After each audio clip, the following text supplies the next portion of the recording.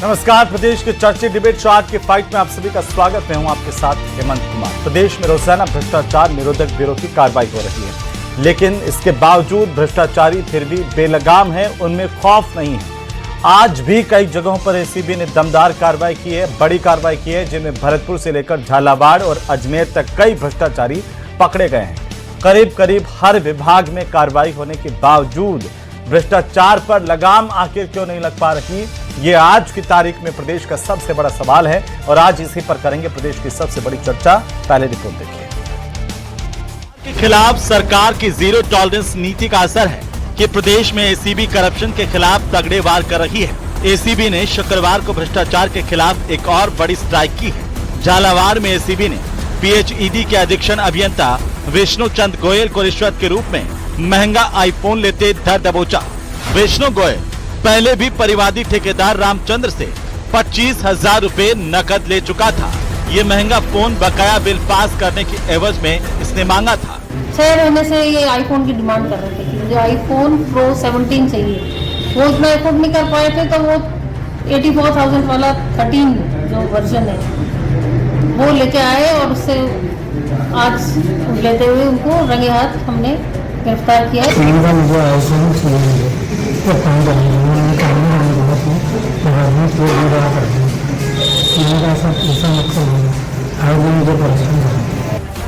तो भरतपुर में एसीबी ने 50,000 रुपए की रिश्वत लेते हुए बिजली विभाग के जेईएन और एईएन को गिरफ्तार किया है। जेवीएनएल के जेईएन अभिषेक एईएन मोहित कटियार को 50,000 की रिश्वत के साथ गिरफ्तार किया गया। पीएम सूर्यघर योजना में रूफटॉप सोलर डीलर से इन्होंने रिश्वत मांगी थी। भ्रष्टाचार निरोधक ब्यूरो ने अजमेर संभाग में चल रहे एक बड़े भ्रष्टाचार नेटवर्क का भंडाफोड़ किया। एसीबी के सूत्रों के मुताबिक ब्यावर, नसीराबाद और किशनगढ़ जैसे इलाकों में परिवहन विभाग के अधिकारी दलालों के साथ मिलकर अवैध वसूली कर रहे थे। ब्यावर स्थित डीटीओ कार्यालय के परिवहन निरीक्षक जल सिंह मीणा के खिलाफ अवैध वसूली और आय से ज्यादा संपत्ति मामले को लेकर एसीबी जोधपुर की टीम ने कार्रवाई की।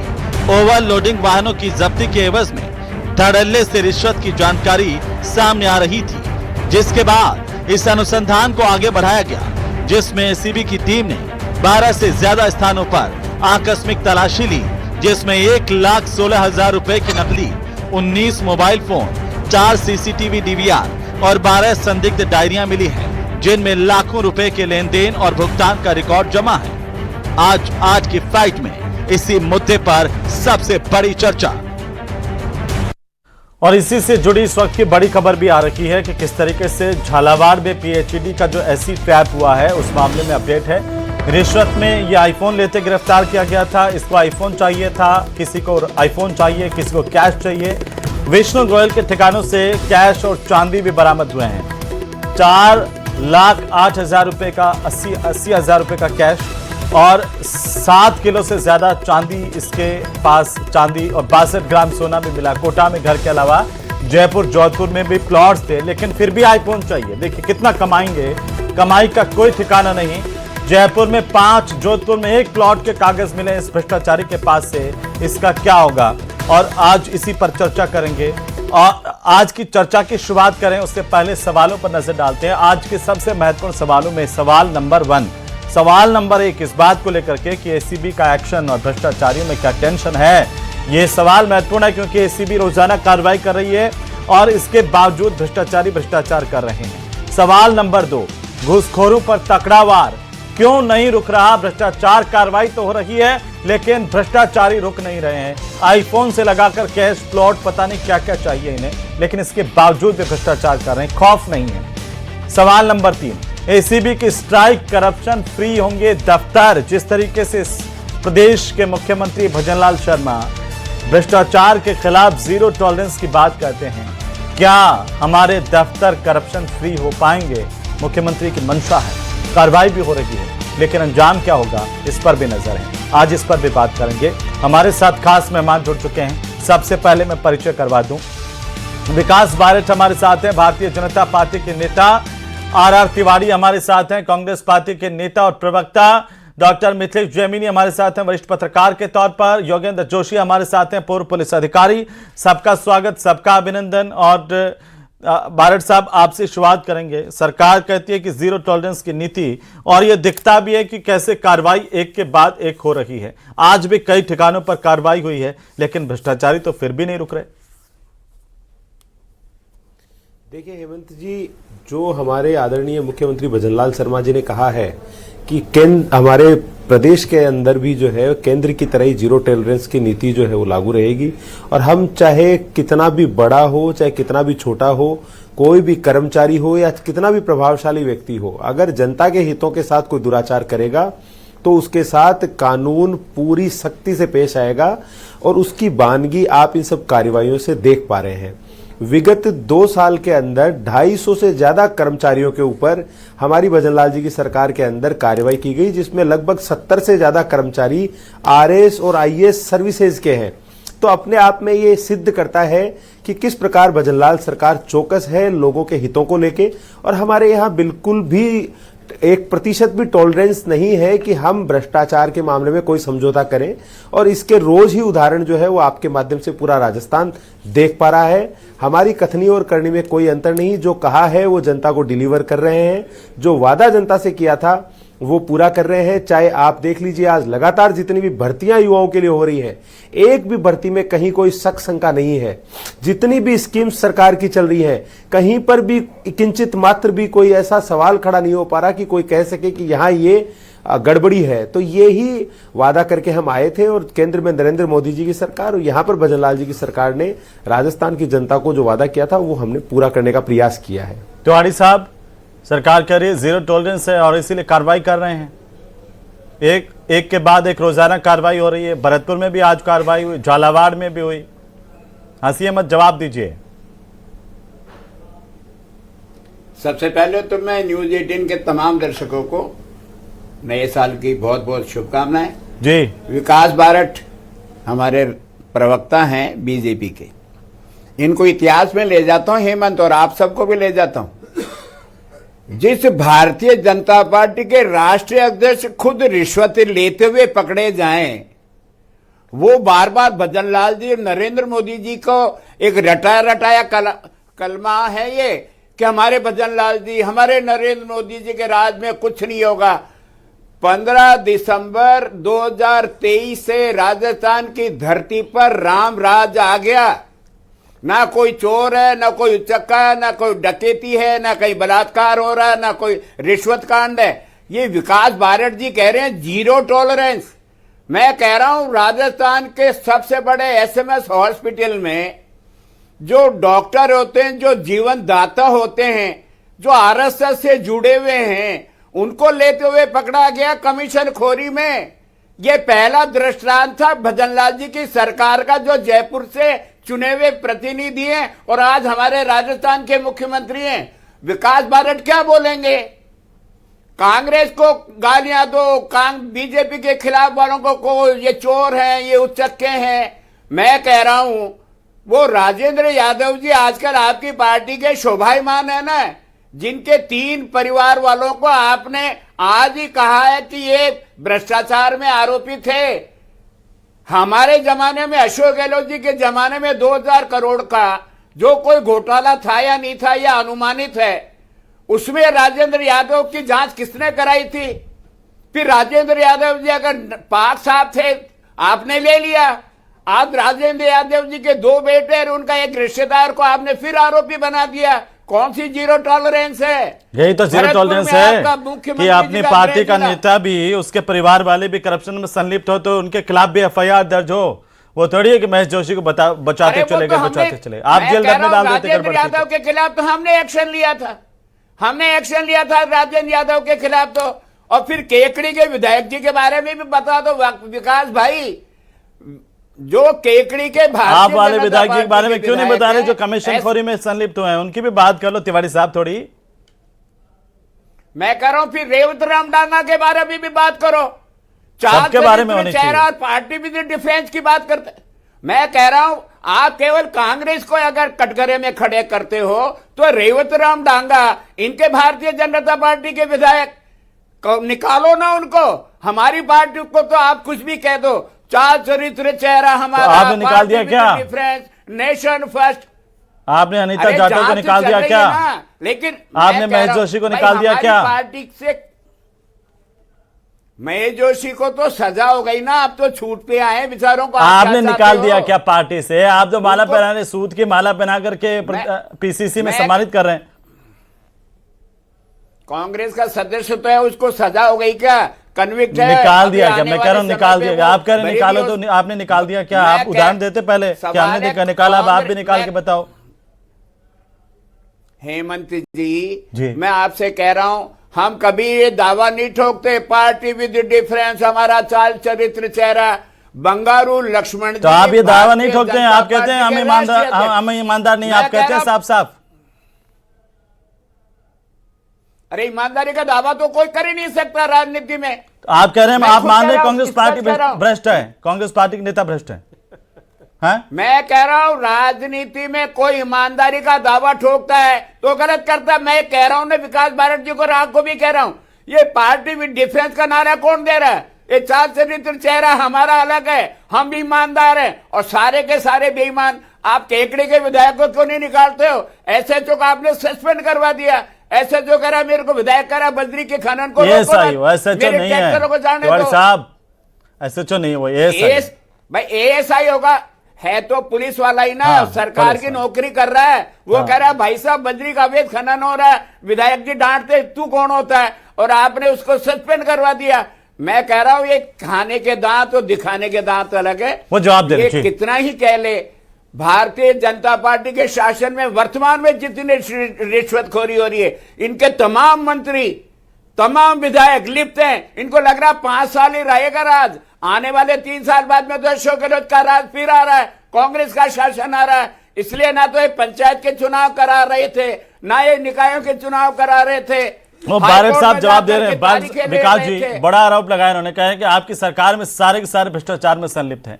तिवारी साहब करें। देखिए, ये कहते हैं ना पार्टी विद डिफरेंस, तो मैं एक छोटे से उदाहरण से हेमंत भैया आपको वो डिफरेंस बताने का प्रयास करूंगा। एक प्रधानमंत्री इनकी पार्टी के हुआ करते थे जो कहते थे 1 रुपया जाता है तो 10 पैसे गरीब तक पहुंचता है, और एक प्रधानमंत्री नरेंद्र मोदी जी है जो कहते हैं न खाऊंगा न खाने दूंगा। अरे जो बीच में मत बोलिए, देखिए सुनिए सर, आप बीच में, आप थोड़े बुजुर्ग हैं, आपका सम्मान करता हूं, बीच में मत बोलिए। मैंने आपको बर्दाश्त किया ना, आप सुनने की साहस रखिए। प्रधानमंत्री का फर्क मैंने बताया।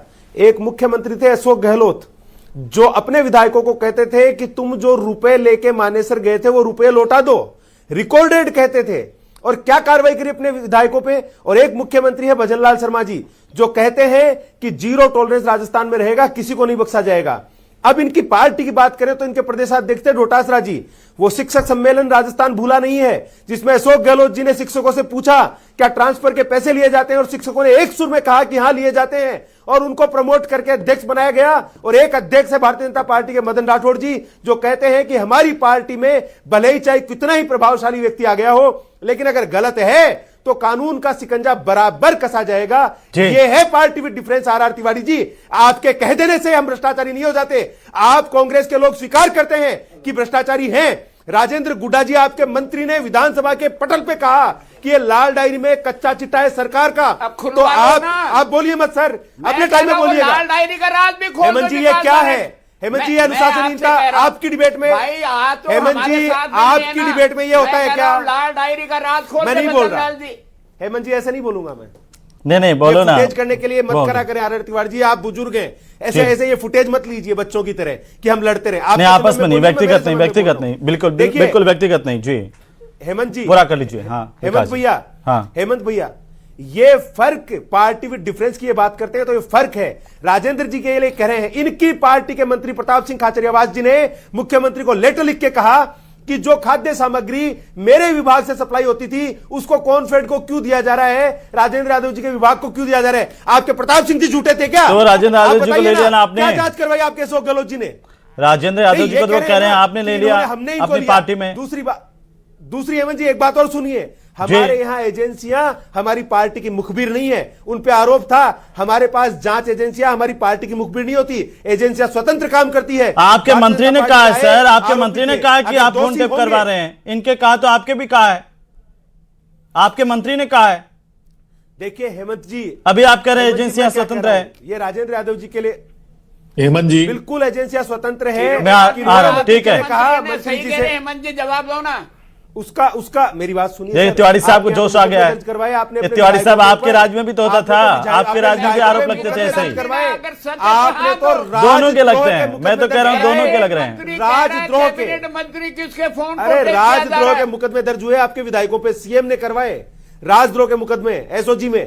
क्या बात करते हैं आप? मैं कह रहा हूं आपका चाल चरित्र, आपका चाल और कांग्रेस के विधायकों को ये भी बता दो। अरे कौन दे रहा था? आप लोग आरोप लगाते हो, आप जानो, आप जानो। अरे अशोक गहलोत जी ने कहा, क्या किया उनका? सरकार को गिराने के लिए अरे कौन क्या आगे किया? बढ़ा हुआ था? अरे सचिन पायलट जी को कह रहे हो क्या? नहीं, आप इधर सचिन पायलट जी के लिए कह रहे हो क्या? ये चाल चरित्र, अरे भैया हमने तो दिए नहीं, हमने तो नहीं दिए। आपके अशोक गहलोत जी कहने वाले जांच कराते ना। की ताकत अरे सीएम थे ना, पर सफल नहीं होने दिया। अरे काय की ताकत की आपने भैया? मध्य प्रदेश को गिरा अरे दिया, सीएम थे, हरियाणा को जांच गिरा क्यों नहीं कराई? राजस्थान को आप गिरा नहीं पाए, पैसे के प्रलोभन में हमारा राजस्थान की जनता ने थप्पड़ मारा आपके मुंह पे, चुनावों में, उपचुनाव में थप्पड़ मारा आपके मुंह पे, तमाचा मार के बाहर बिठाया आपको। चाल चरित्र चेहरा कुछ नहीं है, केवल वोट चलाओ, राज करो, मजे करो, हेलीकॉप्टर अरे परिवारों को पोषित करने वाली पार्टी से उम्मीद भी कुछ नहीं की जा सकती। मुख्यमंत्री का चोपर कभी रुकता ही नहीं है। जयपुर के काम करते हैं,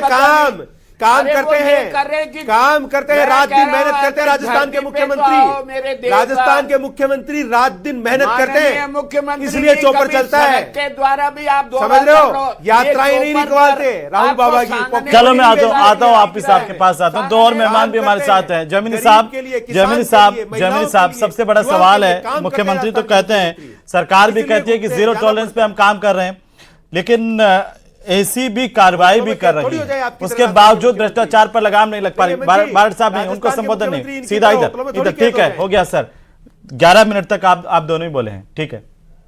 देखिए हेमंत जी, जो सबसे इंपॉर्टेंट चीज है, आज का दिन इंपॉर्टेंट है भारत के लिए कि एक देश का प्रधानमंत्री 14 साल नौकरी करके निकलता है, अपने पद से इस्तीफा देता और साइकिल लेकर चला जाता बिना किसी फोटो खिंचा के। ये है करप्शन फ्री कंट्री। और हमारे यहाँ 4th क्लास भी अगर रिटायर होता है तो क्या जलसा होता है, सब कुछ पता है। जो सबसे इंपॉर्टेंट चीज, अभी विकास जी कह रहे थे कि हम बख्शते नहीं है, पार्टी में डिफरेंस है। आपको याद है आज ही महेश जोशी जी के खिलाफ जो पीएमएलए एक्ट के तहत गवर्नर ने अनुमति दी है, लेकिन याद है इसी कांड में देवी सिंह शेखावत के भाई गोपाल सिंह शेखावत को बख्शा गया, जवाब दें। दूसरा, केसी कुमावत को बख्शा गया, जवाब दे। आरसी मीणा जिसने 300 करोड़ के ऑर्डर दिए थे, उसको कार्रवाई हुई और 600 करोड़ का ऑर्डर देने वाला मनीष बेनीवाल बचा हुआ, जवाब दे।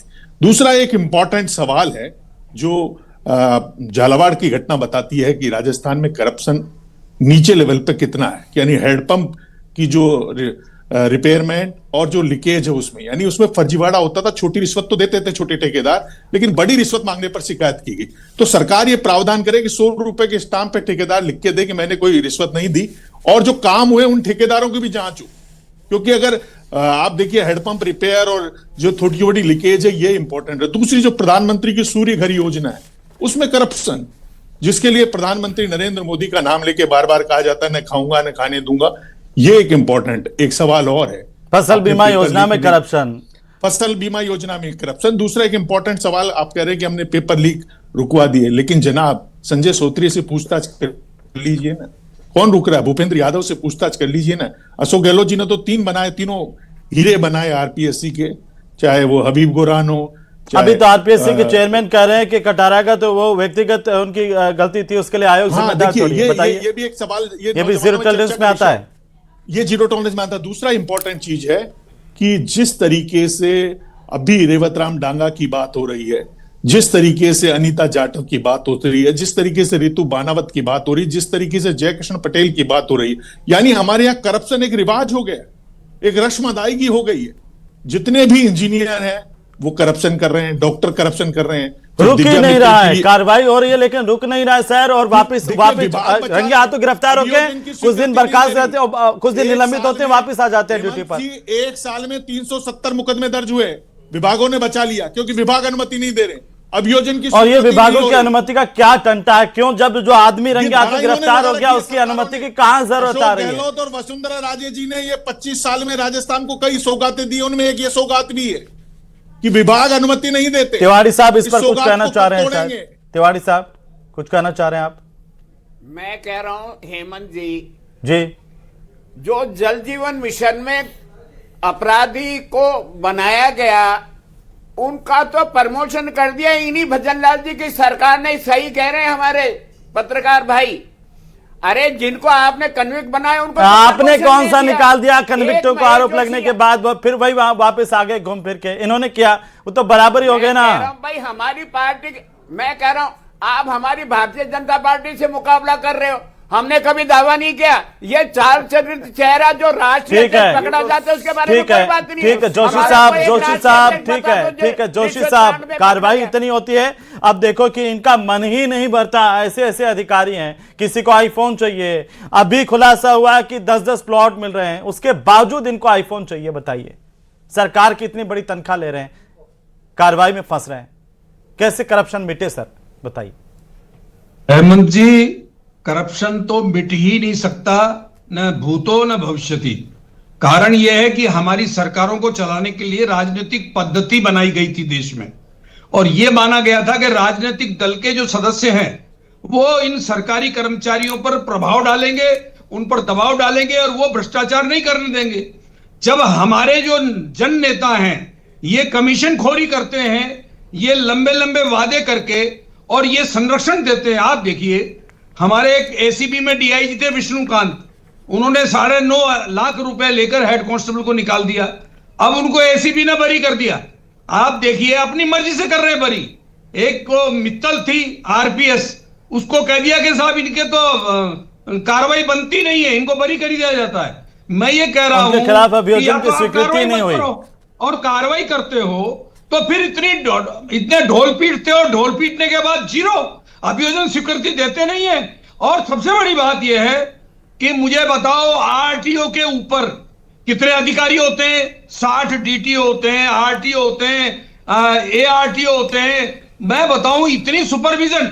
अच्छा है, इंस्पेक्टरों को पकड़ लिया, उनके ऊपर एडिशनल एसपी आईपीएस सब होते हैं। अरे भाई, तो सुपरविजन क्या इतना कमजोर है हमारे राज्य में कि ये भ्रष्टाचार हो रहा है नीचे?